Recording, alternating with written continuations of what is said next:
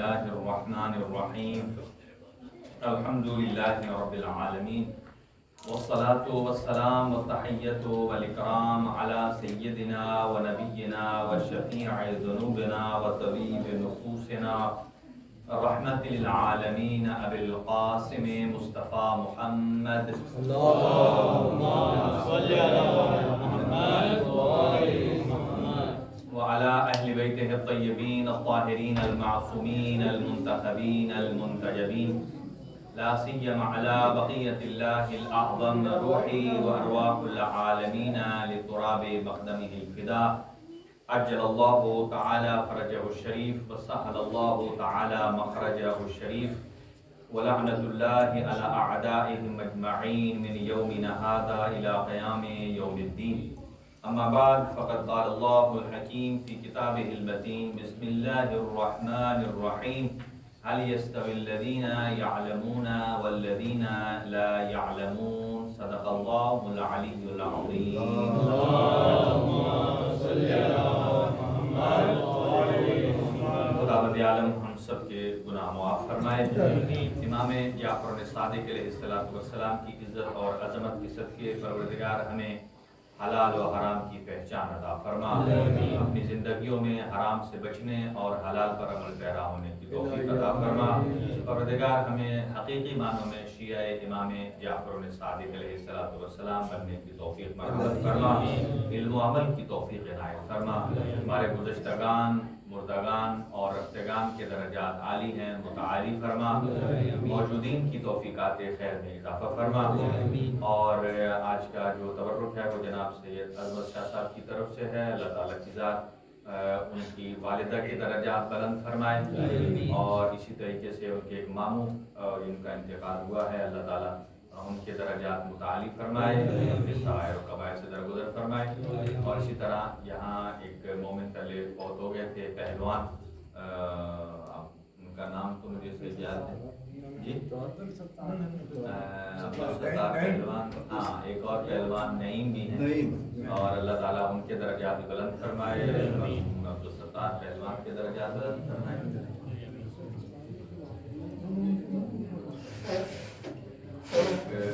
رستم ظفر علی ہیں وہ بھی بہت ہو گئے ہیں. اللہ تعالیٰ ان کے درجات بلند فرمائے.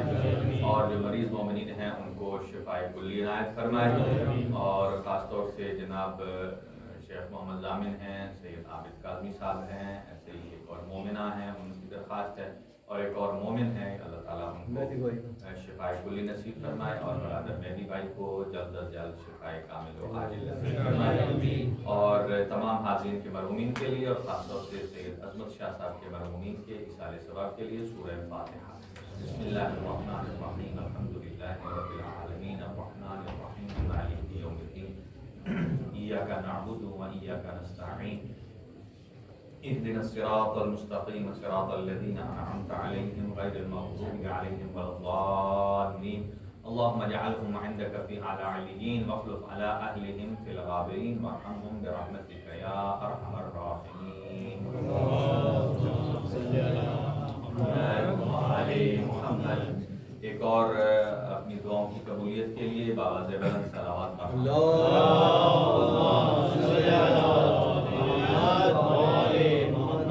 امام جعفر صادق علیہ السلام کی حیات طیبہ پر اور آپ کی زندگی چونکہ 1 گھنٹے میں تو آپ کی زندگی جتنی طویل ہے اور جو کارنامے آپ نے سر انجام دیے ہیں ان کو حصار کرنا ممکن نہیں ہے، بلکہ ہم ساری زندگی بھی لگے رہیں تو ایک ایک عمل جو معصوم کا ہے اس کی حکمت کیا ہے، اس کے بیک گراؤنڈ پر اس کے اثرات کیا ہیں، یہ ہم ان کو ایکسپلین نہیں کر سکتے ہیں.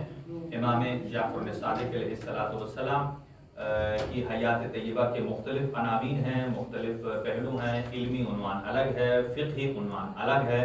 اور خاص طور سے آج کل جو ایک زمانے میں ڈیبیٹ چل رہی ہے، گفتگو ہو رہی ہے، ایک تو دہریت پر لادینیت پر بہت سارا کام کیا ہے امام صادق علیہ السلام نے. بہت سارے جو کمیونسٹ تھے، جو لا عقیدہ تھے، بے دین تھے، جو کہتے ہیں ہمارا کوئی دین نہیں ہے، ہم نے زندگی کھانا ہے، پینا ہے، اچھی لائف انجوائے کرنی ہے، اس کے بعد مر جانا ہے، ان کو بھی امام نے بڑے اچھے انداز سے ہینڈل کیا.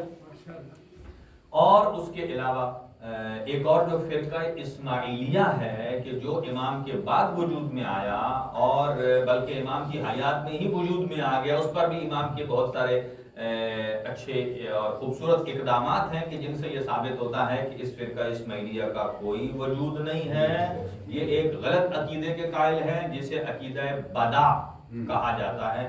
وہ وقت ملتا ہے تو عرض کروں گا۔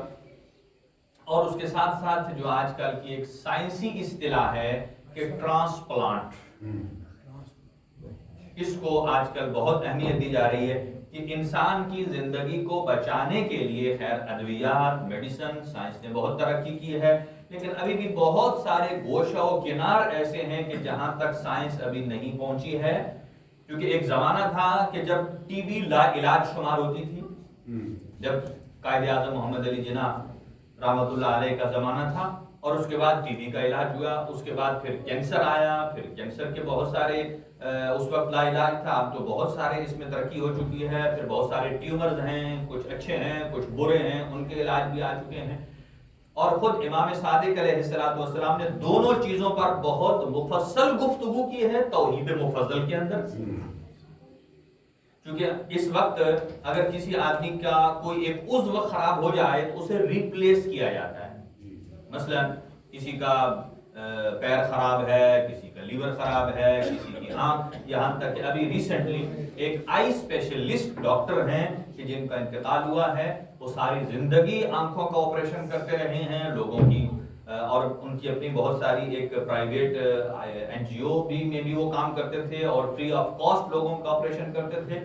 انہوں نے ان کی جب موت واقع ہوئی تو انہوں نے وصیت کی تھی کہ فلاں یعنی ایک فیملی تھی جس کے ہاں 2 بچیاں تھیں، ایک والد کی، اور وہ دونوں کی دونوں نابینا تھیں، اور انہوں نے وصیت کی تھی کہ میرے مرنے کے بعد میری ان دونوں آنکھوں میں سے ایک آنکھ ان دونوں بہنوں کو عطیہ کیا جائے، اور ان کی جو ٹیم تھی انہوں نے بعد میں اسے ٹرانسپلانٹ کیا، اور ابھی وہ دونوں بہنیں ٹھیک دیکھ رہی ہیں۔ یعنی یہ دنیا کی رنگینیاں، دنیا کی خوبصورتیاں، یہ صرف یہ ان اعضاء کی وجہ سے ہیں کہ جو اللہ رب العالمین نے عطا کی۔ دیکھیں ہم جو اسی لیے کہا جاتا ہے آنکھ کو، باقی سارے جسم اپنے مقام پر، اعضاء اپنے مقام پر، کہ آنکھ کو جلدی چھڑوانا نہیں چاہیے، جب تک یہ ٹھیک چل رہی ہے اسے چلنے دینا چاہیے۔ میں بھی اس میں آپ کا جب بھی ڈاکٹر آپریشن کرتے ہیں تو آپ سے پہلے سائن لیتے ہیں، اس میں رسک ہوتا ہے، 100% کوئی بھی چیز کامیابی کی طرف نہیں جاتی ہے، البتہ اس میں کچھ شکم رہ جاتا ہے، لیکن زمانے وقت کے ساتھ وہ ٹھیک ہوتی ہے، بعد اچھا بھی ہو جاتا ہے، لیکن اس میں یہ چیز ہے کہ اس وقت اس چیز پر بہت زیادہ غور ہو رہی ہے۔ تو امام صادق علیہ السلام نے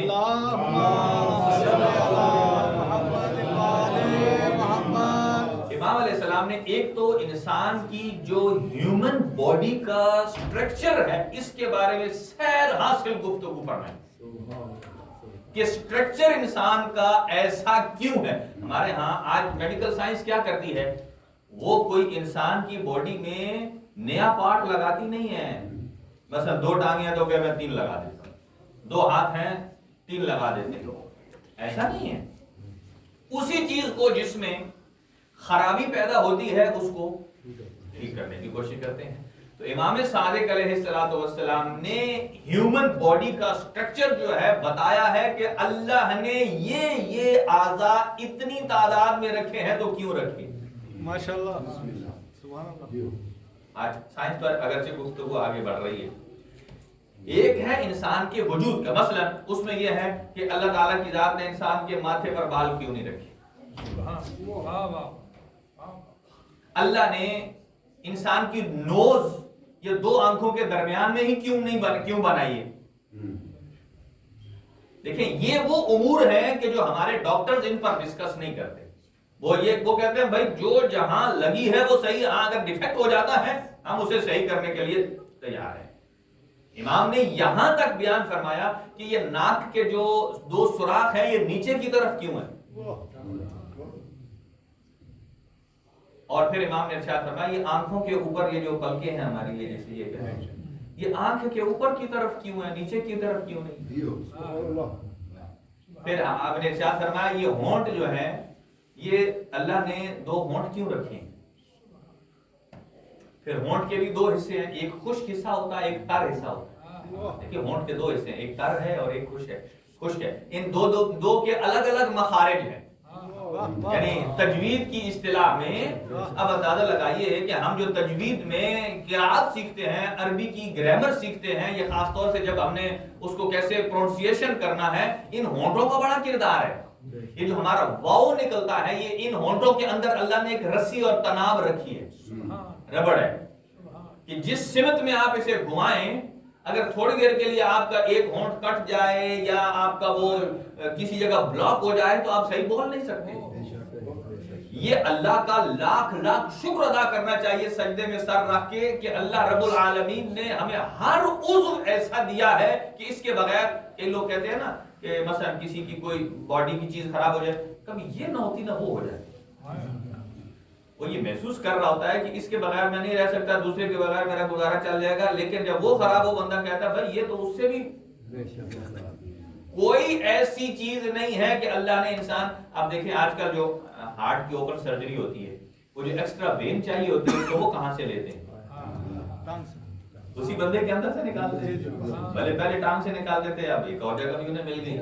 اس کا مطلب یہ ہے کہ اللہ تعالیٰ کی ذات نے، میں اسے یوں کہوں گا کہ انسان کی مینٹیننس ہے نا، اور خطیاں ہیں اس کی مینٹیننس کے لیے بھی ایکسٹرا چیزیں جو ضرورت پڑتی ہیں انسان کی باڈی کے اندر رکھی۔ سبحان اللہ۔ اچھا، اس کو آج کا ڈاکٹر کے سائنس کیا کہتی ہے کہ ہم نے ڈسکور کیا، کہ ہم نے ڈسکور کیا۔ اس سے کہو بھائی ڈسکور ہوتا ہے چھپی ہوئی چیز کو سامنے لانا۔ اللہ رب العالمین نے کوئی پہلے انسانوں میں سے چھوڑ کر، یہ نہیں ہے کہ 2024 والوں کے اندر وہ نئی ویو ایکسٹرا کرنی شروع کر دی ہو، جب سے انسان آ رہا ہے تب سے اللہ تعالیٰ کی ذات نے وہ چیز انسان کے اندر رکھی ہوئی ہے۔ تو یہاں یہ چیزیں جب آپ دیکھتے ہیں، اسی لیے امام صادق علیہ السلام نے، آج لوگ یہاں تک پہنچے ہیں، امام نے ارشاد فرمایا کہ یہ جو انسان کے جو پھیپھڑے ہیں، ان کی یہ 2 حصوں میں کیوں تقسیم ہے،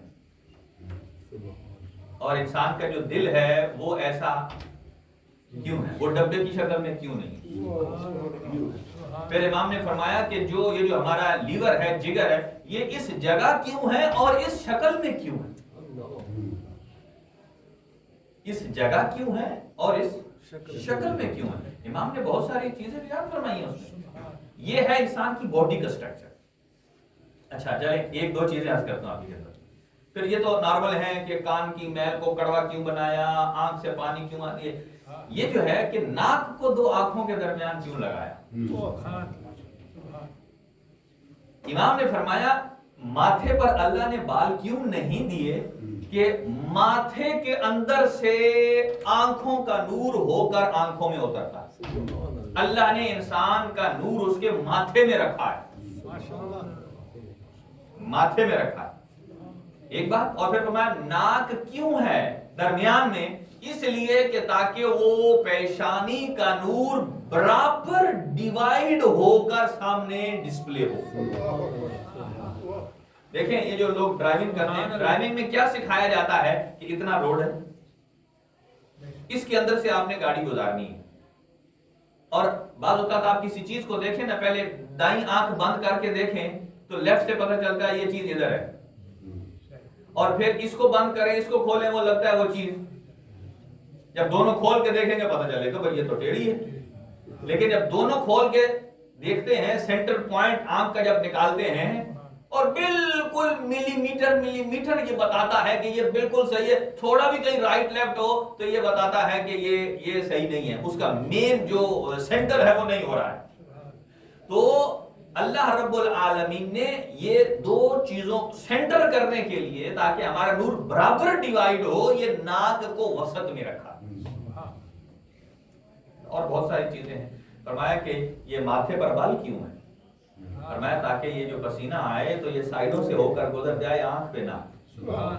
اور کہا یہ آنکھ کی جو پتلیاں اوپر ہیں یہ نیچے کیوں نہیں ہیں، فرمایا ایک تو اگر نیچے ہوتی تو سونے میں دشواری ہوتی، اور اوپر اس لیے رکھی ہیں کہ سورج کی جو تمازت اور اس کی جو ہیٹ ہے یہ پلکیں اس کو برابر ریڈیوس کر کے آنکھ کے جو عدسہ ہوتا ہے، آنکھ کا جو اندر ڈھیلا ہوتا ہے، اس کو جس مقدار میں ہیٹ چاہیے وہ اسے اتنی مقدار میں دیتی ہے۔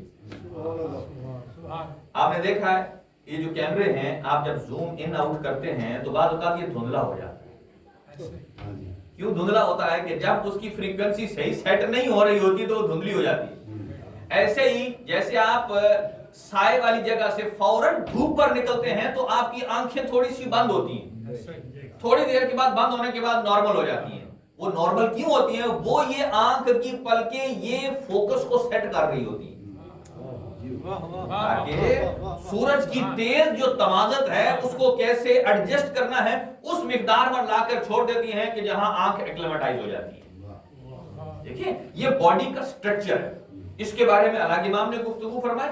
اور ہاں ایک امام کے پاس ایک بندہ آیا بڑے ہی کرنے والا، میں یہ ہوں، میں وہ کر سکتا ہوں، میں یہ کر سکتا ہوں۔ امام نے فرمایا اگر کوئی باڈی خراب ہو جائے، دیکھیں یہ حکمت میں علاج چلتا تھا کہ جو ابھی ڈاکٹر فٹافٹ جناب اینٹی بایوٹک لکھ دیتے ہیں، امام نے علاج بیان کیا ہے۔ امام نے فرمایا کہ اگر آپ کی یہ باڈی سردی سے خراب ہوتی ہے تو اس کا علاج گرمی سے، یعنی گرم چیزوں سے، گرم ادویات سے، اور اگر گرمی کی وجہ سے خراب ہوتی ہے تو اس کا علاج ٹھنڈی چیزوں کی وجہ سے ہے۔ اور تمام چیزوں کا علاج کرنے سے پہلے ام الامراض انسان کا معدہ اور اسٹامک ہے۔ کیونکہ ہمارے ہاں اگر کوئی چیز خراب ہو جائے تو فوراً اس چیز کی دوا دے دیتے ہیں، فرمایا نہیں، سب سے پہلے معدے کا علاج کرو، معدہ صحیح ہے تو سارا بدن صحیح۔ امام نے یہ بیان فرمایا۔ اور پھر اس معالج یا وہ جو ڈاکٹر جو تھا امام سے مناظرہ کرنے آیا، جب امام نے اس نے پوچھا نا کہ یہ کہاں سے آپ نے سیکھا ہے، امام نے فرمایا یہ کتاب کا علم نہیں ہے، یہ اللہ کا علم ہے۔ پھر جب امام نے اس کو یہ سٹرکچر کے بارے میں جواب دیا، یہ اس وجہ سے اللہ نے یہ بنایا، یہ بنایا، یہ بنایا، اور پھر اس نے کہا کہ یہ سائنس کے تو سوال نہیں ہے، طب کے سوال نہیں ہے۔ امام نے فرمایا یہ طب کے سوال نہیں ہے، یہ علم لدنی کے سوال ہے، اس لیے کہ یہ خالق کائنات کی طرف سے ہمیں علم عطا ہوا ہے کہ جس خالق نے انسان کی باڈی کو جس ماحول کے لیے بنایا ہے، جیسے بنایا ہے، اس کی حکمت ہم اہل بیت کے پاس۔ یہ ایک عنوان ہے۔ دوسرا عنوان جو ہم نے عرض کیا ٹرانسپلانٹ کا ہے۔ آج کل بہت ساری میجر ہیں، آنکھوں کا ہے، لیور کا ہے، اسی طرح کڈنی کا ہے۔ جیسا کہ ابھی ایک لیڈی کو امریکہ میں کڈنی ٹرانسپلانٹ کیا گیا ہے سور کی، اور وہ ابھی تک وہ کچھ ٹھیک ہے۔ اس پر ہم پہلے ایک گفتگو کر چکے ہیں ایک سیشن میں کہ پیچھے ایک بندہ جس کو پاکستانی ڈاکٹر نے سور کا دل لگایا تھا تو دل امریکہ میں لگا اور فتوے پاکستان سے آنا شروع ہو گئے۔ کہتے ہیں اس کا نہ جنازہ پڑھنا ٹھیک ہے، نہ ہاتھ ملانا ٹھیک ہے، کیوں؟ اس کا دل سور کا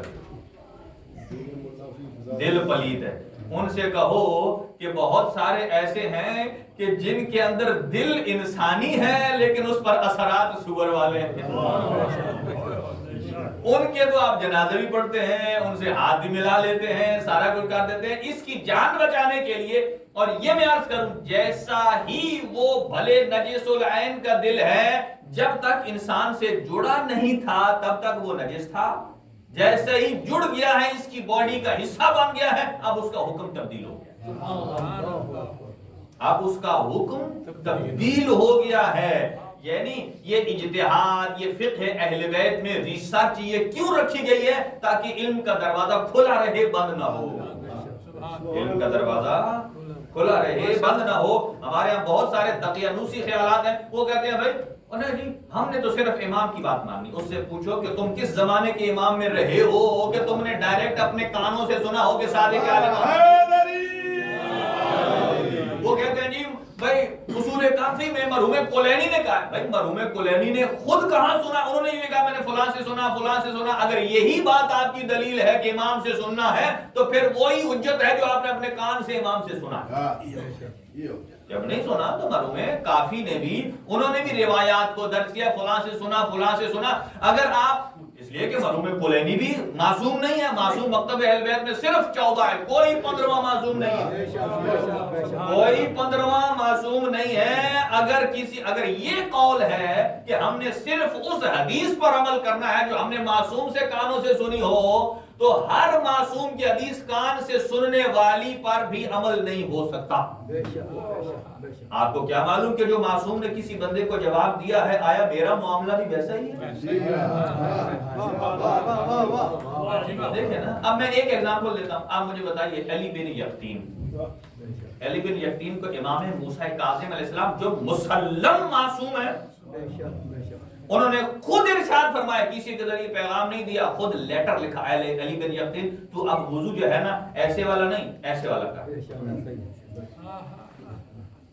اب آپ کہیں میں تو امام کی بات میں مانتا ہوں, اب آپ اپنے بیٹے کا نام بھی اگر رکھ دیں علی بن یقطین, آپ اپنے بیٹے کا نام رکھ دیں علی بن یقطین, اور جب وہ وضو کرنے لگے تو اسے کہیں بھائی امام موسیٰ کاظم علیہ السلام کی حدیث ہے کہ تو اب ایسے نہیں ایسے کر. اب اگر وہ ایسا کرے تو مجھے بتائیے اس کا وضو اور نمازیں ٹھیک ہیں یا غلط ہے؟ یہ بھی علی بن یقطین اور ڈائریکٹ امام موسیٰ کاظم کا قول ہے, لیکن یہاں عقل بیچ میں ہے, یہ بتاتی ہے کہ آیا پوچھنے والے کا مسئلہ پوری امت کا تھا یا اکیلا تھا؟ اور علی بن یقطین نے پوچھا بھی نہیں تھا, امام نے پہل کر کے اسے کہا کہ اب تو وضو کو چینج کر دے. کیوں؟ یہ امام حکمت جانتے ہیں کہ اگر یہ چینج نہیں کرے گا تو مارا جائے گا, اور اگر یہ مارا گیا تو یہ وزیر ہے, اس کے ذریعے سے بہت سارے شیعوں کے کام رک جائیں گے. یعنی امام نے خود کہا کہ اب تم یہ کرو. اچھا, ابھی یہ کہا اور پھر 2 ہفتے کے بعد پھر لیٹر بھیجا, اب ویسا نہیں ایسے والا نہیں, اب دوبارہ پہلے والے پہ آ. اب کسی آدمی کے پاس دوسرا جو خط ہے وہ نہ پہنچے اور وہ پہلے پر ہی کام چلاتا رہے, یعنی زندگی تو برباد ہو گئی. اور پھر کیوں کہا اس کو؟ اس کا مطلب یہ ہے کہ یہ معاملہ خاص تھا صرف علی بن یقطین کے ساتھ, یا علی بن یقطین جیسوں کے ساتھ کہ جو حکومت میں آ کر شیعیان حیدر قرار کے مسائل کو حل کرنے کے لیے آتے, نہ کہ اپنی جیبیں بھرنے کے لیے. امام نے پہلی شرط لگائی تھی. اس کا مطلب یہ ہے کیونکہ جتنے بھی باقی سارے روات ہیں وہ سارے معصوم تو نہیں ہیں, غیر معصوم. تو یہ علم و رجال کس لیے ہے؟ دیکھیں نا, آج کل ہر ادارے کا, دنیا میں ہر شعبے کا ایک مخصوص ادارہ ہے جس سے وہ آدمی پاس ہو کر نکلتا ہے. ایک آدمی پی ایچ ڈی کی ساری کتابیں پڑھ لے, ایک دفعہ نہیں 2 دفعہ چھوڑ کے 3 دورے کر لے پی ایچ ڈی کتابوں کے, لیکن کسی یونیورسٹی میں ایگزام نہ دیا ہو, وہاں پاس نہ ہوگا. اچھا, کچھ بھی نہ ہو کیا جی میں ڈاکٹر, کیوں جی کیا کہ میں نے جی ڈاکٹروں کی ساری کتابیں پڑھ لی. اس کا مطلب یہ ہے کہ ہر ڈاکٹر کی ساری کتابیں پڑھ لینے والا صرف ڈاکٹر نہیں, جب تک اس اسپیشل ادارے سے فارغ و تحصیل نہ ہو کہ جو یہ بتاتے ہیں کہ یہ ڈاکٹر کے اہل بھی ہے یا نہیں. ہر ادارے میں اگر یہ ادارے نہ ہوں تو پھر ہر گلی گلی میں آپ کو ڈاکٹر نظر آئے, ہر سوا لگانے والا ڈاکٹر نظر آئے. وہ پھر تو وہ بھی آج کل تو وہ جو حجامہ کرتے ہیں نا, اسپیشل میڈیکل انسٹرومنٹ کے ذریعے کرتے ہیں. پہلے حجامہ پتہ ہے کیسے کرتے تھے؟ وہ ایک چھوٹا سا اتنا سا وہ کیا ہوتا ہے جانور, اس کو کیا بولتے ہیں, کیڑا, جونک لگاتے تھے. آج آپ جونک لگائیں, آج جونک لگائیں, بلکہ پرانے زمانے سے لگاتے تھے, وہ جونک لگائیں. ڈاکٹر نہیں کہیں گے بھائی جونک پتہ نہیں کون سی بیماریاں ہیں تمہیں اور نہ لگ جائے کہیں. کیا مطلب ہے اس کا؟ اور آئمہ کے زمانے میں یہ جو پچ لگاتے تھے وہ ایک بہت بڑا اتنا سا وہ آلہ ہوتا تھا اس طرح کی طرح اس کے ساتھ. اور آج کل تو یہاں ایک دفعہ جو آپ بلیڈ یوز کرتے ہیں, مثلا یہ جو حجام یوز کرتے ہیں, وہ ایک دفعہ والا آپ ہی کو لگایا ہوا بلیڈ دوبارہ آپ ہی کو نہیں لگاتا. اس کا مطلب کیا ہے؟ اس کا مطلب یہ ہے کہ اہل بیت اطہار علیہ السلام کے جو فرامین ہیں ان کو بھی سمجھنے کی ضرورت ہے, اور کہ وہ کس انہوں نے ماحول میں کہے ہیں, کس انداز سے کہے ہیں, لہذا امام جعفر صادق علیہ السلام نے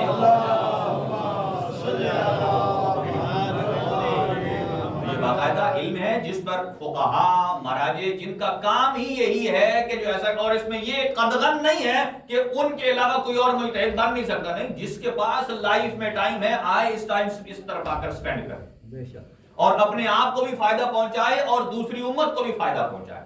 کہ وہ کیوں اس دور ہیں اس ادارے سے؟ کیونکہ جتنا دور رہیں گے فاصلے بڑھیں گے، جتنا قریب جائیں گے اتنا انسان کے حجابات ہٹتے ہیں کہ یہاں کیا کیا فوائد ہیں. تو عرض کیا تھا یہاں آپ کی خدمت میں کہ میڈیکل سائنس میں اگر سور کا دل انسان کی باڈی میں آ جائے، دل، تو وہ ظاہری اعتبار سے اس کا پاکیزگی پر حکم لگے گا، اس لیے کہ پوری باڈی انسان کی 100% دل پر نہیں ہے. دل تو مثلا آپ سمجھ لیں کہ 5% ہے، 95% باقی اعضاء ہیں، تو کثرت پر شمار ہوتا ہے. اسی طریقے سے میں ایک اور ایگزامپل دیتا ہوں آپ کو. مثلا اگر کوئی آدمی فوت ہو جائے تو اس کی باڈی ٹھنڈی ہونے کے بعد اس کو ہاتھ لگائیں تو کون سا غسل واجب ہو جاتا ہے؟ ہاں، یہ ہر دفعہ کو فوت ہو جائے تو مسئلہ یہ تازہ ہو جاتا ہے. کئی لوگوں نے کہا جی ہم نے میت کو غسل دیا ہے تو جس نے میت کو غسل دیا ہے ہم نے اس سے سلام کیا تو ہمیں بھی لگ گیا ہے، ہم نے بھی غسل نہیں. یہ غسل مس میت جو ہوتا ہے یہ وہ اس طرح نجاست والا حکم نہیں ہے، یہ احترام انسانیت ہے. اگرچہ اس بدن کے جو غسل دینے والا ہوتا ہے اسے غسال بولتے ہیں، جیسے ہی غسل تمام کرتا ہے اس کے ظاہری اعضاء پاک ہو جاتے ہیں. وہ پھٹا جس پہ رکھا ہوتا ہے، غسل دینے والے کے ہاتھ، وہ پھٹا، وہ برتن، وہ خود بخود جیسے ہی غسل تمام ہوتا ہے وہ آٹومیٹکلی پاک ہو جاتے ہیں. تو غسل دینے والے کو اگر یہ لوگ کرتے رہیں گے تو لوگ کراہت کریں گے، لوگ پھر غسل نہیں دیں گے، حالانکہ غسل میت دینے کا بہت بڑا ثواب ہے. لہذا غسل میت دینے والے کو اگر پہلی تو بات یہ ہے کہ بدن ٹھنڈا ہونے کے بعد ہاتھ لگائے اور غسل دینے سے پہلے تو غسل مس میت واجب ہوتا ہے. اور اگر میت گرم ہے ہاتھ لگائے تو واجب نہیں ہے. اور اگر اس کے بعد بھی اگر گلوز پہن کر ہاتھ لگاتا ہے تو پھر غسل واجب نہیں ہے. یہ تب واجب ہے کہ جب ڈائریکٹ انسان غسل دینے والے کا ہاتھ میت کی باڈی کے ساتھ لگے، اور یہ بھی اس کے ان اعضاء میں نہ لگے کہ جن میں جان نہیں ہے. کس میں جان نہیں ہے؟ بالوں میں، نیل پر. اگر یہ ہمارا ہاتھ اس کے نیل پر بھی لگ جاتا ہے تو بھی غسل واجب نہیں ہے. امام صادق علیہ السلام نے یہی فرمایا تھا. کسی نے سوال کیا کہ یہ اللہ تعالیٰ، امام نے اسے پوچھا آنے والے ڈاکٹر سے، تو بتا کہ اللہ نے انسان کے اعضاء وہ کون سے رکھے ہیں جن میں جان نہیں ہے؟ وہ کہتا ہے سب میں جان ہے. کہتا ہے سب میں جان ہے. امام نے فرمایا پھر بتا انسان کے بال اور ناخن. وہ کہتا ہے ان میں جان ہے. کہا کیسے؟ کہا یہ بڑھتے ہیں. فرمایا ہر بڑھتی والی چیز کو جاندار نہیں کہتے.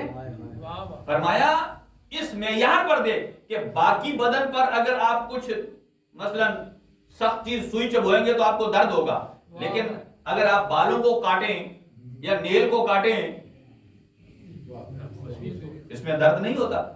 امام نے فرمایا اللہ نے ان بالوں اور ناخنوں میں جان اسی لیے نہیں رکھی چونکہ انہیں ہر تھوڑے ٹائم کے بعد کاٹنا ہوتا ہے. تو اللہ اپنے بندے کو اذیت سے نہیں گزارنا چاہتا، اذیت سے نہیں گزارنا چاہتا. اس کا مطلب کیا ہے؟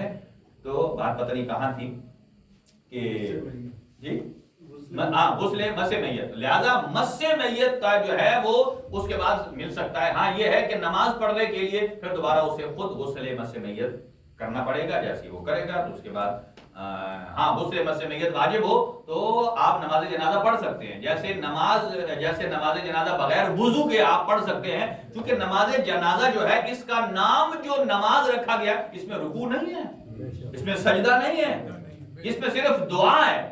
اور دعا بھی ایسی ہے کہ جو ایک آدمی دو آدمی اگر جنازہ پڑھ دیں تو باقی کھڑے ہوئے سارے، ہو سکتا ہے ان پورے کھڑے ہوئے نماز جنازہ پڑھنے والوں میں ایک کو آتی ہو، وہ اگر پڑھ دے تو باقی پیچھے چپ کر کے کھڑے بھی رہے ہیں تو انہیں شمولیت کا ثواب مل جائے گا، لیکن واجب ادا ہو جائے گا اس کی وجہ سے جس کو آتا ہے. ہمارے کئی ہوتے ہیں چپ کر کے پیچھے سے آتے ہیں جن کے لیے ہمیں ہمیشہ ہماری روایت ہے کہ جب بھی میں جنازے پر کھڑا ہوتا ہوں ایک بندہ آ کر میرے کان میں کہتا ہے آغا صاحب فلاں آ رہا ہے 5 منٹ ٹھہرتے ہیں. یہ ہمارے لوگوں کا مزاج ہے کہ ہم جو ادھر 100 آدمی کھڑا ہے اس کو انتظار کروا لیں گے اس ایک کے لیے جو 5 منٹ لیٹ آ رہا ہے. اچھا وہ اگر اتنا ہی رشتہ دار تھا تو وہ پہلے کیوں نہیں آیا؟ دیکھیں نا ہمارا ایک مزاج ہے. دیکھیں نا کئی لوگ ہوتے ہیں جن کا دل کرتا ہے کہ جب کئی لوگ جمع ہونا وہاں ایک شوشہ چھوڑ دیں, ایک بات بیچ میں نکالنا. وہ کیوں یہ کرتے ہیں؟ احساس کمتری ہے. وہ کیوں کرتے ہیں؟ بتانے کے لیے میں بھی ہوں, میں ایڈوائز دے رہا ہوں. یہ بھائی ایڈوائز آپ اپنی پاکٹ میں رکھو. یہاں فلاں بندے کا جنازہ ہے, فلاں بندے کے گھر فوتگی ہو گئی ہے, فوتگی کے موقع پر ایسی ایڈوائز ہے. یہ موقع نہیں ہوتے, وہ یہ ہوتے ہیں کہ جب یہ کام ختم ہو جائے الگ سے آپ بیٹھیں کسی کو طریقے سے بات بتائیں, اسے کہتے ہیں ایڈوائز. دیکھیں اگر آپ کے یہاں کوئی فوتگی ہو جائے اور وہاں مجلس ہو, لوگ آ کر بیٹھے ہوں, تو میں کھڑا ہو کے وہاں کہوں جی آپ کے گھر کا روشن دان ٹھیک نہیں ہے, آپ نے یہ کل کی مجلس پرسوں کیوں رکھی ہے, آج رکھنی تھی 30 دن ادھر. وہ کہیں گے بھائی میت تمہاری ہوئی تو کون ہے؟ دیکھو سوچنے کی بات ہے. اسی لیے کہا جاتا ہے, معصومین نے ارشاد فرمایا کہ جتنی زیادہ باتیں ہوں گی اتنی غلطیاں. کیوں کہا جاتا ہے اذا تم العقل ناقص الکلام؟ جب انسان کی باتیں تھوڑی ہو جائیں تو پھر فرمایا یہ نہ سمجھو کہ اس میں علم ختم ہو گیا ہے. باتیں کرنا انسان تھوڑی کر دینا تو یہ نہ سمجھو کہ وہ کم عقل ہے. فرمایا اس کی عقل تمام ہوئی ہے تو باتیں تھوڑی ہو رہی ہیں, تھوڑی ہو رہی ہیں. لہذا یہ جو معاملات ہوتے ہیں ان کو ہمیں بڑے اچھے طریقے سے ہینڈل کرنے کی ضرورت ہے, سمجھدار لوگوں کو, کہ جب ایک ٹائم ہو گیا ہے اس ٹائم پر آ گیا اس بندے کو, کبھی اگر لیٹ ہے تو لیٹ ہے, تیری وجہ سے 100 آدمی کو تو ہم روک نہیں سکتے. لہذا وہ کام پر وقت ہونا ہے. اگر آج ہم یہ سٹیپ نہیں لیں گے تو یہ کام چلتا رہے گا. ایک بندہ ہے جو مجھے کبھی دکھائی نہیں دیا اور ایک وقت نہیں دکھائی دیتا جب میں جنازہ شروع کرنے لگتا. کہتا ہے قبلہ صاحب اس کا مجھے فون آیا. اچھا تجھے ہی فون آ گیا, مجھے کیوں نہیں یہاں پڑھانے والے کو؟ کیا میں یہاں لوگوں سے نامحرم ہوں, لوگ مجھے نہیں جانتے ہیں؟ میں اتنے عرصے سے میں رہا ہوں, ہر آدمی اپنی مشکل کے لیے مجھے فون کرتا ہے, یہ ہے وہ ہے. تو جنازہ جس نے پڑھانا ہے اسے کر نہیں رہا, جو پیچھے گاڑیاں سیٹ کر رہا ہے اس کو فون کر رہا ہے کہ قبلہ صاحب کو روکنا جا کے. یعنی اس کا مطلب کیا ہے؟ امام صادق علیہ السلام نے اس معاشرے کو سدھارنے کے لیے کتنے احکامات انجام دیے. یعنی امام صادق علیہ السلام کو کوئی آسانی سے معاشرہ سدھر نہیں کیا. امام نے تو یوں فرمایا ہے اگر 1000 کی آبادی ہو, 1000 بندہ رہتا ہو, مثلا برسل میں 1000 ہو, ان میں فرمایا جو ہمارا ہے اگر وہ ایک بھی ہو وہ سب 1000 میں نمایاں ہونا چاہیے. یعنی وہ ہمارا ایک تجوید اور قراءت کے لحاظ سے سب سے ٹاپ پہ, فقہی احکامات کے اعتبار سے ٹاپ پہ ہو, صرف بتانے کے لیے, عمل کرنے کے لیے. چونکہ ہمیں کہا جائے تقریر کرو تو ہم پھر بدی بتائیں گے, یہ حلال ہے اور یہ حرام ہے. اور اگر ان کا رخ ہماری طرف آ جائے ہم کہیں گے چھوڑو یار. لہذا امام صادق کے 3 احادیث مسلسل ہیں الگ الگ. امام نے فرمایا کہ اذا اراد اللہ بعبدہ خیرا, جب اللہ کسی بندے پر انڈیویجولی طور پر خیر نازل کرتا ہے تو کیا کرتا ہے؟ یہ نہیں کہا اسے مال زیادہ دیتا ہے, یہ نہیں کہا اسے اولاد زیادہ دیتا ہے. فرمایا جب اللہ کسی بندے پر خیر نازل کرتا ہے, آپ کیا سمجھتے ہیں خیر کیا ہے؟ ہمارے وجود کی سلامتی خیر ہے, ہمارے اعضاء و جواروں کا صحیح ہونا یہ خیر ہے, آپ کے گھروں پر کوئی بری خبر کا نہ آنا یہ خیر ہے. یعنی جو آپ رات کو سوتے ہیں بڑے ہی آرام اور آسودگی کے ساتھ یہ خیر ہے. اور یہ چھوٹی موٹی جو تکلیفیں ادھر ہو جاتی ہیں یہ ہمیں سدھارنے کے لیے اللہ کی طرف سے خیر آتی ہیں. اور صبح اٹھنا ہمارا خیر ہے, اللہ کی طرف سے خیر و برکات ہے. امام نے ارشاد فرمایا جب اللہ کسی پر خیر دیتا ہے تو کیا کرتا ہے؟ فرمایا 2 کام. کون کون سے 2 کام؟ بس سارا عیوبہ, اس کے اپنے عیب اس کی آنکھوں کے سامنے بڑے زوم کرتا ہے. اس کے اپنے عیوب آنکھوں کے سامنے, مثلا ہمیں اگر دور سے دکھائی نہ دیتا ہو تو ہم کیا کرتے ہیں؟ چشمہ چینج کرتے ہیں, یہ صحیح نظر نہیں آ رہا، وگرنہ ہمیں اتنا جو تھوڑا بہت نظر آتا ہے تو یہ کافی ہونا چاہیے، ہمیں اللہ کا شکر ادا کرنا چاہیے۔ ہم کون سے ہیں جو کہتے ہو جی 2 کلومیٹر کے بعد ہی ہمیں کچھ نظر آئے۔ یعنی اگر دھندلی چیز ہو تو ہم کیوں لگاتے ہیں؟ تاکہ وہ ہمیں چیز صاف نظر آئے۔ اچھا، یہ ہم جو صاف کرتے ہیں، یہ نظر صاف کرتے ہیں دیکھنے کے لیے، کس کو دیکھنے کے لیے؟ اپنے کو دیکھنا ہو تو اینک کی ضرورت نہیں، تھوڑا سا ساتھ جھکانا ہے تو یہ اپنی طرف مڑ آتی ہے، دوسری طرف کیوں دکھانا ہے؟ تو ہم جو زوم کرتے ہیں، اسی لیے فرمایا اللہ جس بندے پر خیر نازل کرتا ہے اس کی اپنی نگاہوں میں اپنے گناہوں کو بڑھا دے۔ جیسے امام صادق علیہ السلام نے فرمایا کہ اگر جس بندے میں 10 چیزیں نہیں ہیں وہ مومن نہیں۔ اور آخری فرماتے ہیں، بتا کرنا فرماتے ہیں خود، یعنی یہ اس چیز کی تعریف میں ہے، العاشر مل عاشر۔ عاشر کہتے ہیں 10ویں چیز، مل عاشر جیسے آپ نے پڑھا ہے نا، انا انزلناہ فی لیلۃ القدر وما ادراک ما لیلۃ القدر، یہاں فرمایا العاشر مل عاشر، 10ویں کیا؟ 10ویں کسی نے صحابی نے پوچھا رسول اللہ کہ 10ویں کیا ہے؟ آپ نے فرمایا یہ 10ویں چیز یہ ہے کہ اپنے اچھے سے اچھے، بڑے سے بڑے عمل کو بھی اپنی نگاہوں میں چھوٹا دیکھنا۔ اپنے بڑے سے بڑے نیک عمل کو اپنی آنکھوں میں، اور پھر فرمایا دوسرا، کسی کے چھوٹے سے نیک عمل کو اپنی نگاہوں میں بڑا دکھانا، یہ ہے ون سائڈ۔ ابھی دوسری بار آئے، کہا اپنی بڑی نہ الٹ کیا گیا، اپنی چھوٹی سی چھوٹی برائی کو یا غلطی کو اپنی نگاہوں میں بڑا کرنا، اور کسی آدمی کی بڑی سی بڑی برائی کو اپنی نگاہوں میں چھوٹا کرنا۔ فرمایا یہ ہے اصل ایمان۔ ایک اور حدیث سنیں گے اس سے بھی، امام فرماتے ہیں وہ بندہ جو کسی مومن بھائی کی کوئی بات، کوئی عیب، کوئی مثلا سیکرٹ کسی کو سننے کے بعد اس لیے چھپا کر رکھتا ہے، اس لیے چھپا کر رکھتا ہے کہ موقع آئے گا تو میں چوٹ لگاؤں، کہ کسی کی بات کو سننے اور دیکھنے کے بعد اس لیے چھپا کر رکھتا ہے۔ کئی بندے ہوتے ہیں نا،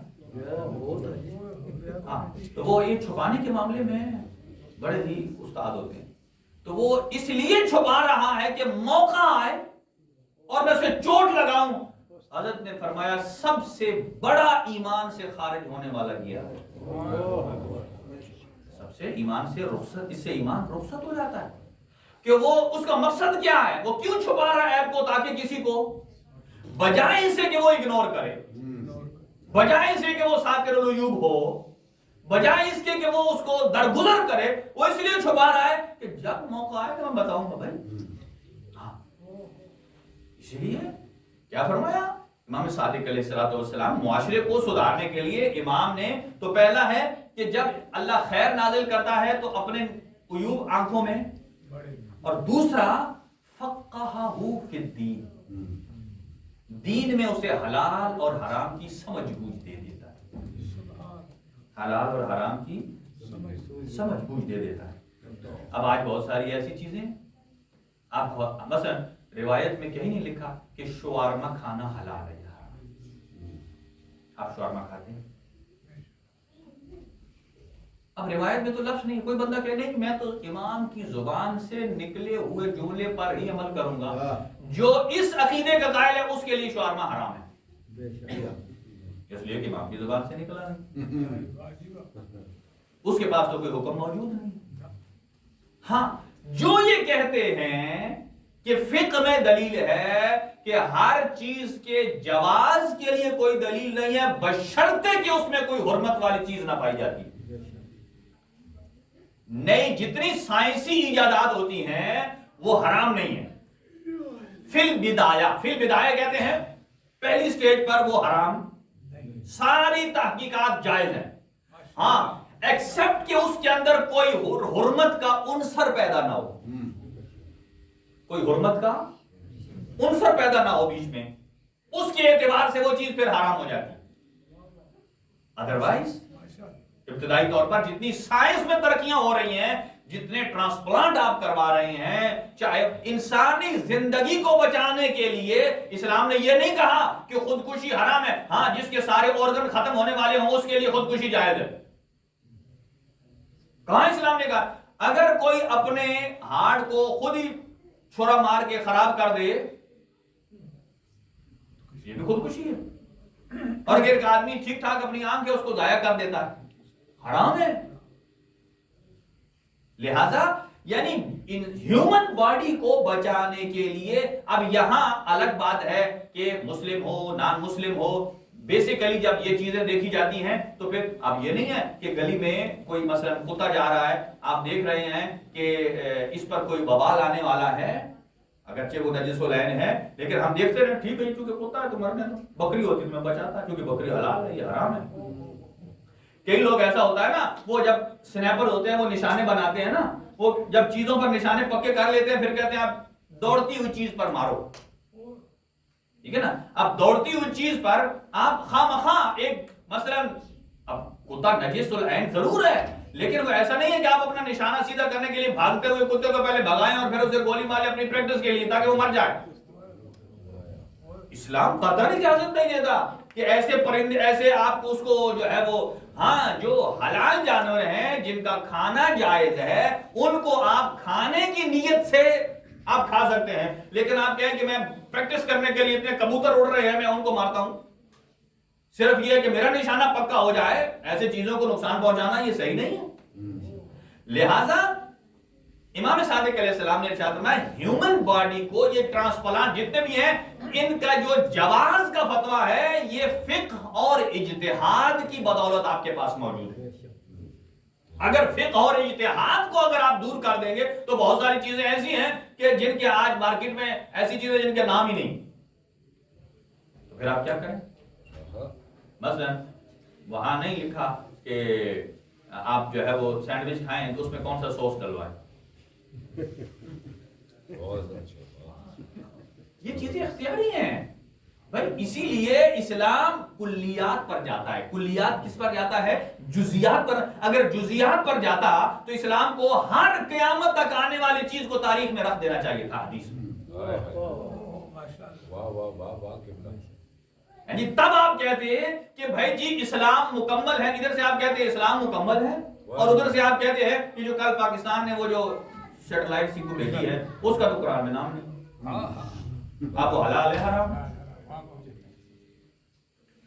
लिहाजा इस्लाम कुल्लियात पर बात करता है। कुल्लियात, कुल्ली चीज क्या है कि एक इंसान की जिंदगी को बचाना, और डॉक्टर्स जो हैं वो बशर्ते के वो माल कमाने वाला ना हो, बेसिकली डॉक्टर जो है अगर उनकी नीयत ये हो कि मैंने इस इंसान को बचाना है तो अल्लाह की जात भी मदद करती है और उस पर कुरान की ये आयत भी फिट होती है कि मन अहयाहा फक़द अहयन नास जमीहा। अल्लाह फरमाता है जिसने मेरे एक बंदे की जिंदगी को बचाया उसने इंसानियत की जिंदगी को बचाया। इस आयत का इंतबाक इंसान की फिजिकल बॉडी पर भी होता है और इंसान की रूहानियत पर भी होता है। जो इंसान सिराते मुस्तकीम से हट गया है उसे सीधे रास्ते पर लाने के लिए आप लाते हैं, तो यहां भी यही आयत बताती है कि जिसने मेरे एक बंदे को बचाया उसने इंसानियत को बचाया। अब क्या मतलब है ये देखें ना, हर एक ये क्यों फ्लक्चुएट कर रहा है। कुरान कुल्लियात पर बात करता है, एक चीज किसी एक चीज पर मुंजमिद नहीं हो गई। जैसा कि आज अकीदा बन गया है कि फलां रिवायत सिर्फ यही बताती है, इसमें से तो कुछ और निकल ही नहीं सकता। ऐसा नहीं है। आप कुरान का इल्म, कुरान की आयात, मासूमीन के अहादीस को क्यों मुंजमिद कर रहे हैं?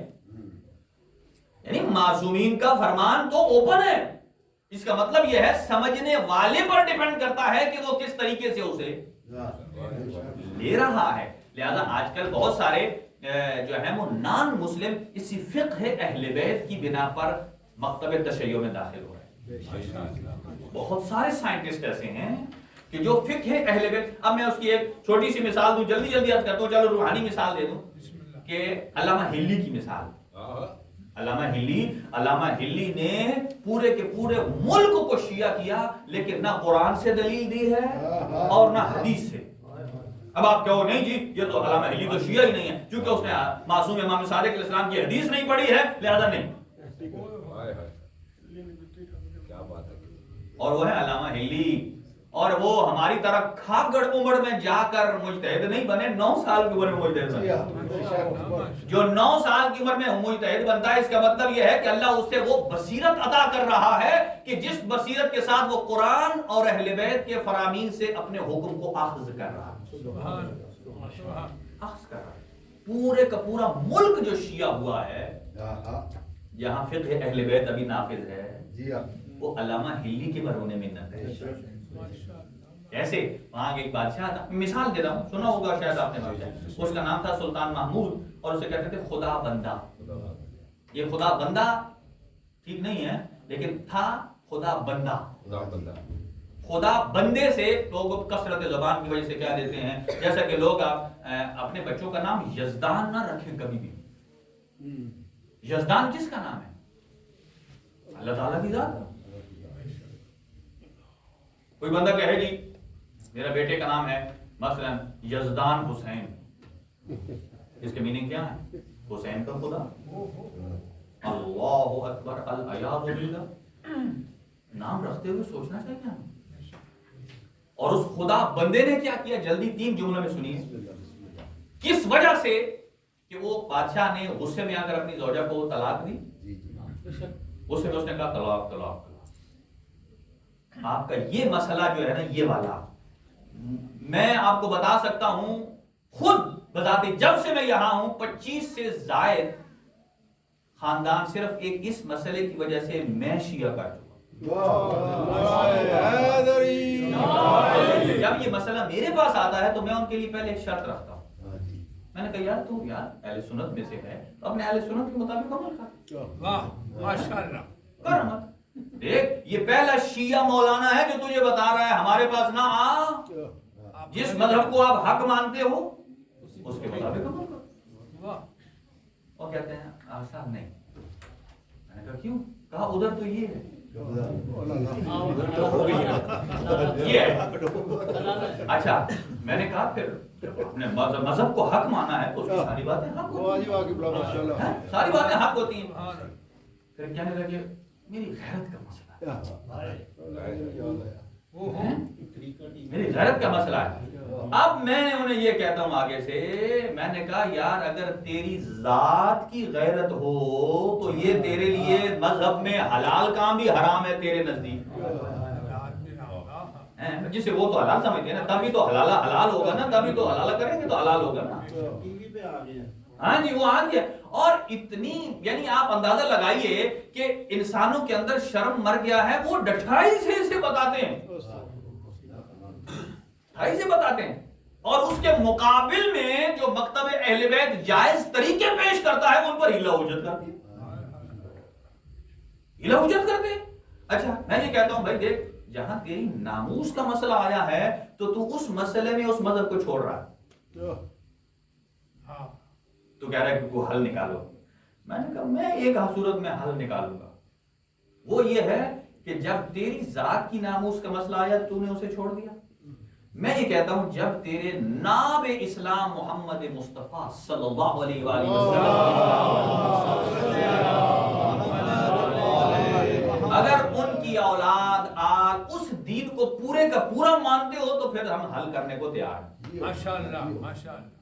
پھر بندے کی تھوڑی کھڑکیاں کھلتی ہیں دماغ کی، ہاں یار میری غیرت کا مسئلہ ہے تو یہاں تو میں پھر یہ نہیں ہے کہ میں سارا بول لوں، اور غیرت کا مسئلہ جو چپ چاپ میرے گھر کے اندر چھپی ہوئی بات ہے اس سے میں مکتب اہل بیت سے لے لوں، باقی ببانگے تو میں نے کہا نہیں، یا تو پھر سارے کا سارا اسلام لو، مکتب تشیع، یہ ٹکڑا ٹکڑا نہیں، تو اپنا مت سیدھا کر کے کہا پھر ادھر جاؤ گے، پھر تم یوں کہو گے ہاں جی میں بڑا یہ ہوں میں بڑا وہ ہوں، تجھے بچایا تو مکتب اہل بیت۔ میں نے کہا جب یہاں دنیا میں اگر تجھے بچا رہے ہیں تو یہی وہ مکتب ہے جو تجھے آخرت میں بھی بچائے گا، پل صراط پر بھی بچائے گا، قبر میں بھی بچائے گا۔ لہذا ایسے 25 سے زائد افراد ہیں جو میرے ساتھ یہ کیا۔ نعرہ حیدری! اس نے جلدی عرض کروں، ماتم کا پرسہ بھی ہے، اور ماتم جیسے ماتم ہمارے کرنے والے لوگ ہیں نا وہ آخر میں زور لگاتے ہیں، ایسے ہی میرا مزاج بن گیا، پہلے آہستہ آہستہ جب ختم ہونے والا ہوتا ہے زور مٹی ہے جی ہاں جی، لیکن بہرحال نہیں، میں اشارہ کرنے جا رہا ہوں، تو چلو میں ان سے بھی گزارش کروں گا کہ وہ بھی آخر کا زور پہلے پہ ٹرانسفر اور میں بھی آخر کا زور معاملے سر سے۔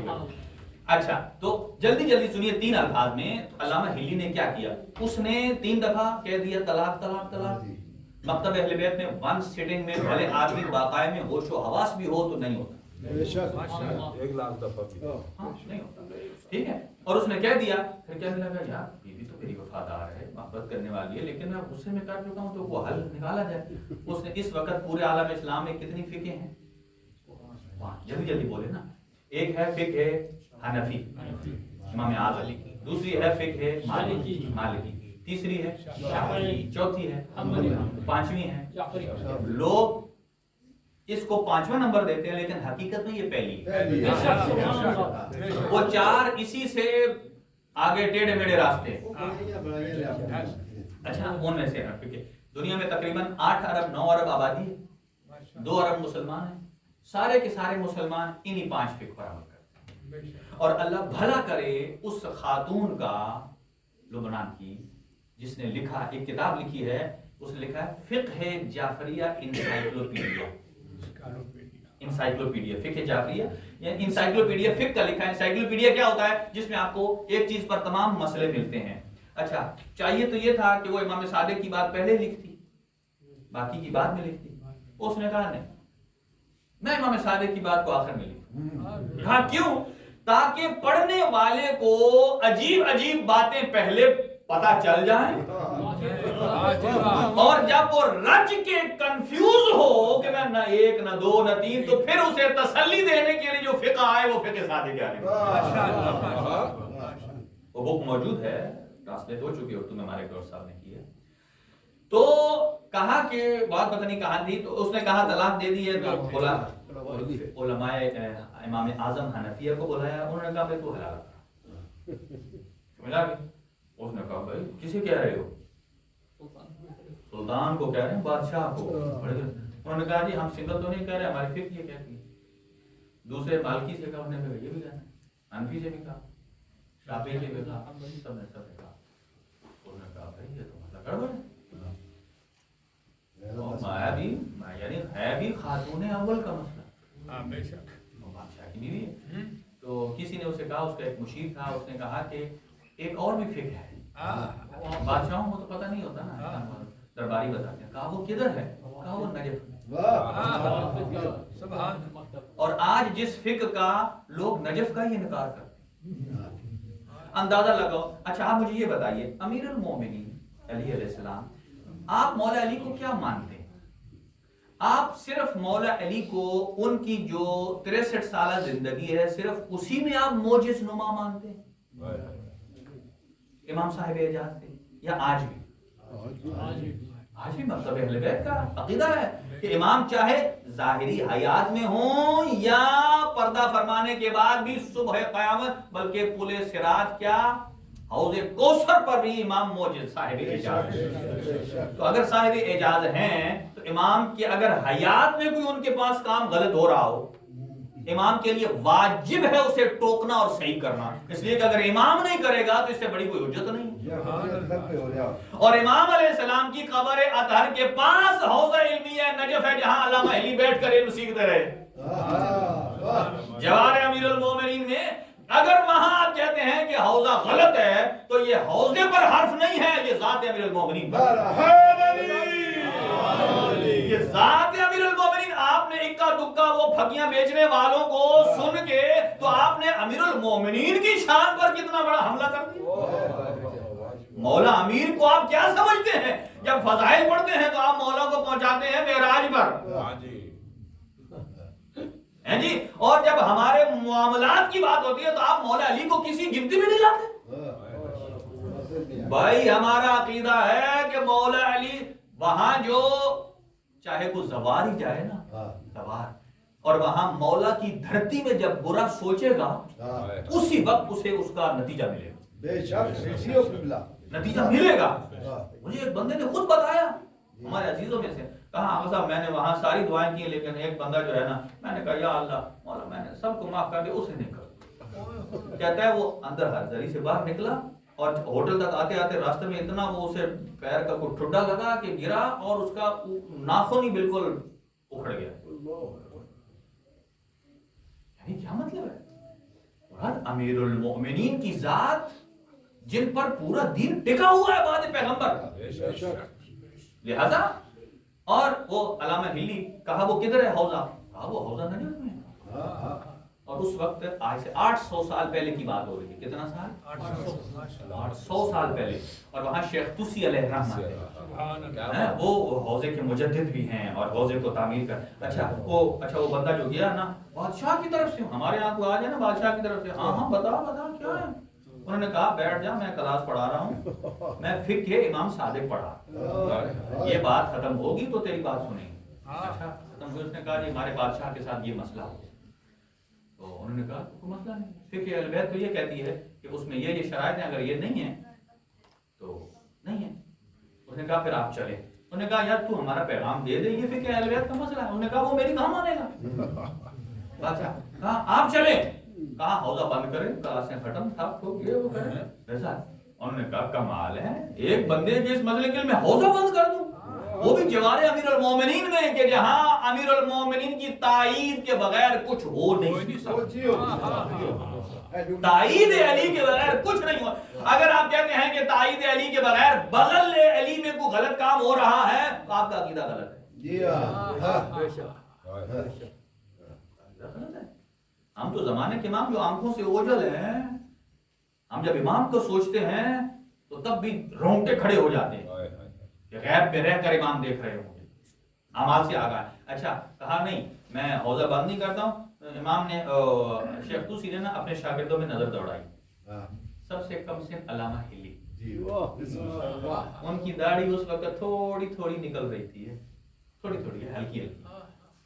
اس کی بات ہمارے ہاں تھوڑی ہلکی نکلنے والے کسی بچے کو کہو کہ تو جا باہر سے دیکھ کیا کتنے بندے ہیں, وہ صحیح بھی بات بتا دیتے ہیں, بچہ ہے مت بڑے کو بھیجو, ایسا ہی ہو نا. وہ بچے انہوں نے دیکھا ہلی کو اٹھ کے کھڑے ہو گئے.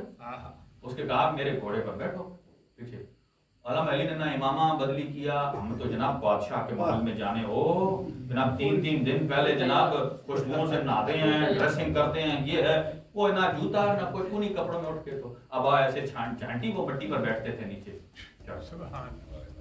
کسی نے کہا جا رہے ہیں تو کوئی حوالہ شوالہ ساتھ لے جائیں. انہوں نے کہا تو حوالے کی بات کرتا ہے, میں جا رہا ہوں فقہ اہل بیت کا مسئلہ بتانے. تو جہاں میں جا رہا ہوں میں ہوں علی والا, زبان میری ہوگی, اس کے پیچھے تائید علی امیر المومنین. تائید امیر المومنین کی ہوگی. اگر ہمارا سچا ایمان ہے تو اس کا مطلب یہ ہے کہ اگر زبان میری ہے تو تائید صادق آل محمد علیہ السلام کی ہوگی, اس لیے کہ ہم اگر بول رہے ہیں تو یہ انہی کا کلام بول رہے ہیں. لہذا یہ ادھر گیا بیٹھا بوٹھا اور انہوں نے کہا وہ حوالے لے جاؤ. علامہ ہلی بڑے شارپ تھے, انہوں نے کہا یار تو حوالے کی نوبت آنے دینا, تو اگر نوبت آئی تو میرا نام ہلی دے. وہ وہاں گئے اور اس نے کہا یہ ہوا, تو وہ جیسے آپ نے سنا ہوا ہے کہ وہ اس نے جوتا اتارا, وہ جو سنی چاندیوں کی چیزوں بیٹھے کرسیوں پر بیٹھے. انہوں نے کہا بھائی کوئی مسئلہ کیا بتانا, اسے تو محفل کی عادت ہے کہ جوتا اٹھا کے اندر. جیسے آپ اندازہ لگائیں ہمارا ایمان زیادہ پکا ہے بنسبت ان کے کہ جو مدینے والے ہیں, وہ آتے ہیں اندر جاتے ہیں جوتا لے کر. آپ مجھے بتائیں آپ میں سے کون بندہ اندر جوتا لے کر آیا؟ ہمیں یقین ہے کہ واپس جائیں گے تو پڑا ہوگا, اسی لیے ہم ادھر اتار کے آتے ہیں. اور پھر تو وہ اتار لے, انہوں نے کہا اس کا طریقہ نہیں آتا. تو انہوں نے کہا کہ نہیں یار مجھے خطرہ ہے کہ میرا جوتا چوری ہو جائے, یہ بچوں کے لیے. انہوں نے کہا چوری ہو جائے گا. انہوں نے کہا بھائی دیکھ میرا دربار ہے, اس میں سے چوری کر. انہوں نے کہا تو بڑا ہے یا نبی پاک بڑے؟ تیرا دربار بڑا ہے یا نبی کا دربار؟ اس نے کہا یقیناً نبی کا, لیکن اس کا میرے سے کیا تعلق؟ اس نے کہا جب نبی کے دربار سے لوگ نبی کے جوتے لے گئے تو تیرے سے کیا؟ اس نے کہا ٹھیک ہے. उसने कहा कौन ले गया ये भी बता, तूने को नहीं तारीख पढ़ी है, कौन ले गया? उसने कहा जी इमाम आजम अबू हनीफा। इमाम आजम अबू हनीफा, वो तो सारे गर्म गर्म हो गए इमाम आजम वाले। उन्होंने कहा ये कैसे हो सकता है, इसे कहो कि आप दलील, जैसे टीवी पे आकर वो कहते हैं दलील, इसे कहो दलील दे। अल्लामा अली 11, 12, 13 साल के थे। उन्होंने कहा मैं दलील देता हूँ। उन्होंने कहा किसने? उसने कहा कि वो तो थे ही नहीं, वो तो नबी के 70 साल बाद पैदा हुए हैं, इमाम आजम तो थे ही नहीं, होते तो जूता उठाते। अल्लामा अली ने कहा दिल में हाँ बात तो तुमने कर दी है, वही थी लेकिन मैं भूल गया, इमाम आजम नहीं, वो इमाम मालिक था। मालिकी को वो गर्म हो गए। उन्होंने कहा वो तो 84 साल बाद पैदा हुआ, जब 70 वाला नहीं। उन्होंने कहा नहीं मालिकी वो शाफी, और शाफी वाले गर्म हो गए। और सबका ये मैं कहता हूँ ये एनसाइक्लोपीडिया वाली उस बीबी ने भी इन्हीं से फायदा लिया। और उन्होंने कहा कि वो तो 100 साल बाद पैदा हुए। उन्होंने कहा अच्छा अब आए हो ना मेरे कौले के नीचे। और फिर उन्होंने कहा नहीं ये तो लास्ट वन इमाम अहमद इब्न हंबल, ये तो लाजमी, ये तो है ही है। उन्होंने कहा वो 150 साल नबी के बाद पैदा हुए।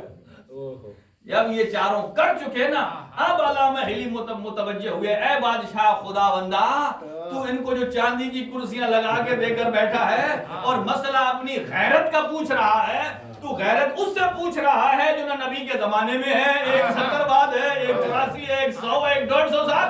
अब मैं तुझे उसका मसला बताऊं कि जो आया भी नबी की आगोश में है, जुबान मुबारक भी नबी की जूसी है और शाना अधरे में नबी पर चढ़े हैं। और उन्हीं के बारे में नबी ने फरमाया है कि अगर कोई इनसे दीन लेगा तो वो मेरा दीन है। कहा क्या है मसला? ये है कि मैंने गुस्से में दिया। उसने कहा फिक़्ह अहले बैत में शराइत है, पहली शर्त ये है कि इंसान बाकाए में होश व हवास होना चाहिए, गुस्से में ना हो। दूसरी शर्त यह है कि सीगा अरबी में होना चाहिए, और तीसरा है 2 आदिल गवाह होने चाहिए। अगर इन तीनों में से कोई एक भी स्किप है तो तेरी तलाक नहीं हुई, तो वो तेरी बीवी कायम है, तू जा अपनी जायज और हलाल जिंदगी को एंजॉय कर। जब ये जुमले कहे, जब बादशाह फिक़्ह अहले बैत में आया तो सारी की सारी रईयत फिक़्ह है। तो लिहाजा इमाम सादिक फरमाते हैं अगर मेरा एक बंदा अगर 1000 की आबादी में हो तो मुनफरिद होना चाहिए। आजकल के जमाने में अगर सामईन मोहतरम, अगर हम अपने आप को शिया अली कहलवाते हैं, शिया इमाम सादिक कहलवाते हैं, हमें देखना चाहिए कि हम 5 बंदों में भी मुनफरिद हैं। 1000 तो दूर की बात है। इमाम सादिक अलैहिस्सलाम वक्त ज्यादा हुआ है, 12 मर्तबा इमाम को जहर दिया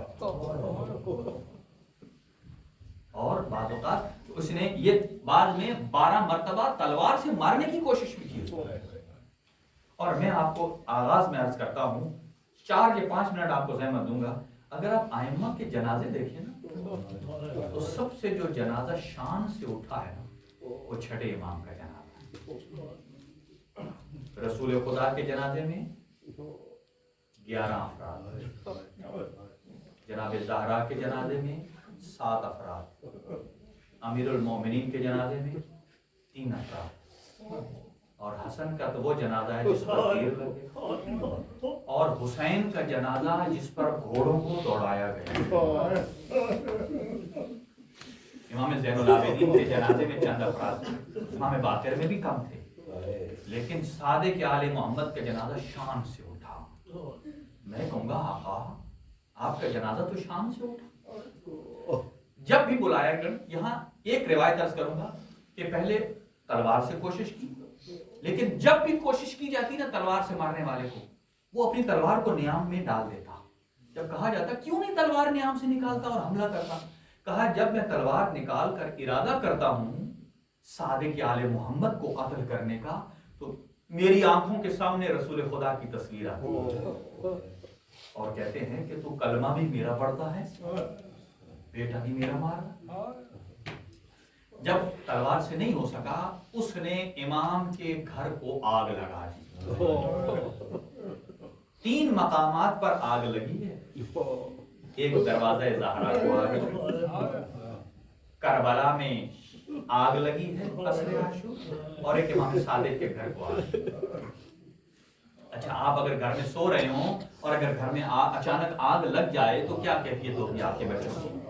جب امام صادق علیہ السلام کے گھر کو منصور نے آگ لگا دی نا رات کو، اور ایک مرتبہ سارے بچے اٹھے اور امام موسیٰ کاظم کمسنی میں تھے اور اپنے بابا کی آواز کو تھام کر کبھی ادھر آتے ہیں کبھی ادھر آتے ہیں، اور امام کی اس آواز کو جب بلند ہوئی اور سنا اور اصحاب آئے اور انہوں نے آگ بجھانے کی کوشش کی، اور آگ بجھانے کے بعد امام کو کیا دیکھا، وہ صحن خانہ میں نکلے ہیں، امام نے ایک منظر کو دیکھا کہ آپ کی بیٹیاں مکمل حجاب کے ساتھ آگ کی وجہ سے کبھی صحن میں ادھر دوڑتی ہیں کبھی ادھر دوڑتی ہیں، دیوار کے پاس بیٹھے ہیں امام اور زاروں کے دار رو رہے ہیں۔ صحابہ نے آ کر پوچھا یبن رسول اللہ، آپ نہ تو آگ بجھا رہے ہیں اور نہ خاموش ہو رہے ہیں، مسلسل گریہ فرما رہے ہیں۔ فرمایا کیا تو نے مجھے کیا کہہ دیا؟ مجھے اس اپنے گھر کی آگ سے کوئی اور آگ یاد آ گئی ہے، مجھے روز عاشور خیام کے جلنا یاد آ گیا ہے۔ فرمایا میرے گھر میں جب آگ لگی ہے تو میری مخدرات با مقنع اور ردا ہیں اور اپنے آپ کو بچا رہی ہیں۔ ہاں میری مستورات جب گھر سے نکلی ہیں، انہیں کسی کے تماچے کا خوف تو نہیں تھا نا، انہیں کسی کے بالیاں کھینچنے والے کا خوف تو نہیں تھا نا، اپنے سر پر مقنع اور ردا ہے اور یہاں گھر سے باہر نکل کر کسی کا سر نو کے سنا پر دیکھنے کا خوف تو نہیں تھا نا۔ کہا جب روز عاشور خیام کو آگ لگی تب کیفیت کیا تھی کہ ایک مرتبہ بیویوں کے سروں سے ردائیں اتر چکی ہیں اور بیویاں جب جاتی ہیں دوسرے خیمے میں، جو خیمہ جل چکا ہے، تو امام سجاد سے پوچھتی ہیں اے سجاد ہم یہاں جل کے مر جائیں؟ فرمایا آپ اسی کیفیت سے باہر نکل جائیے۔ کہا ہمارے سروں پر ردائیں نہیں ہیں، کہا بالوں سے اپنا چہرے کا پردہ بنائیے اور اس کے اوپر خاک کربلا کو ڈال دیجئے، اجرکم علی اللہ۔ اور میں کہوں گا اے آقا، امام آخری جملہ ہے امام صادق علیہ السلام، اے آقا جب آپ کے گھر میں آگ لگی ہے، آپ کی کسی مستور کو کسی نے تماچا تو نہیں مارا ہے نا، کسی کے اوپر دروازہ تو نہیں گرایا ہے نا، لیکن ایک مرتبہ جب دروازہ زہرا پر آگ لگی اور دروازے کا گرنا تھا اور ایک ظالم نے اپنے ہاتھ کو بلند کیا اور دختر پیغمبر کی آنکھ زخمی ہو گئی۔ علامہ جعفر شوشتری ایک مقام پر یہ بیان کر رہے تھے کہ دختر پیغمبر کی ایک آنکھ زخمی ہو گئی اور اس مجلس کے دوران ایک شیخ کھڑا ہوا اور اس نے کہا کہ اے جعفر تو نے صحیح نہیں پڑھا، دختر پیغمبر کی ایک آنکھ نہیں دونوں آنکھیں زخمی تھی، ایک اس ظالم کے تماچے کی وجہ سے اور دوسری جب زہرا زمین پر آئی ہے اور اس کی وجہ سے نہ جانے وہ شیخ کون تھا۔ میں کہوں گا اے امام صادق، آپ کے گھر میں جب آگ لگی ہے کوئی آپ کی گردن میں رسی ڈال کر آپ کو دربار تو نہیں لے گیا ہے نا؟ عزادارو امام کے گھر کو آگ لگی۔ اب سنیے آخری یہاں 3 روایات ہیں، ایک یہ ہے امام کو زہر دیا گیا انگور میں، دوسرا ہے کھجور میں، اور تیسری روایت سنیے عزادارو کہ کیا ہے، حسنی سادات منصور دوانکی نے تقریباً 75-76 سے زیادہ حسنی سادات کو ایک زنجیر میں بند کیا، ان کو قید کیا، پیروں میں ڈبل بیڑیاں ڈالی ہیں اور ان کو گرفتار کر کے شلاق اور کوڑے مار رہا تھا۔ اور جب امام صادق کو یہ پتا چلا، امام اپنے گھر سے باہر نکلتے ہیں، کیا کیفیت ہے، سر پر امامہ نہیں ہے، پیروں پر موزے نہیں ہیں اور گھر سے نکلے ہیں اور کہا چھوڑو ان کو، کہا ہم منصور کے فوجی ہیں۔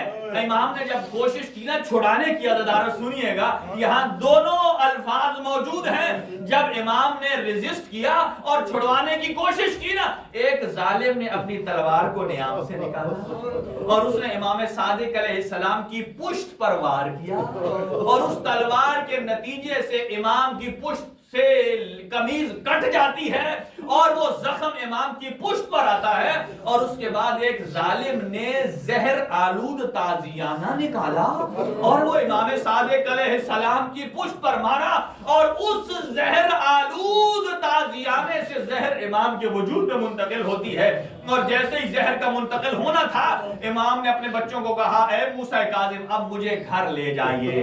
اب گھر لے جانے کا منظر کیا تھا عزادارو کہ کوئی بیٹا امام کے رخسار پر اپنا رخسار رکھتا ہے اور کوئی کہتا ہے لاؤ میرے بابا کو پانی دے دو اس لیے کہ میرے بابا کو زہر دیا گیا ہے. جیسے ہی گھر پہنچتے ہیں امام نے پانی کو طلب کرنا تھا اور جب طلب کیا تو امام کے 10 بیٹے ہیں, ہر بیٹا اپنے ہاتھ میں جام لے آیا اور امام سے کہا پی لیجئے. امام نے کہا بس میں سیراب ہو گیا. امام کاظم نے پوچھا ہے بابا آپ نے پانی تو پیا نہیں ہے, سیراب کیسے ہو گئے؟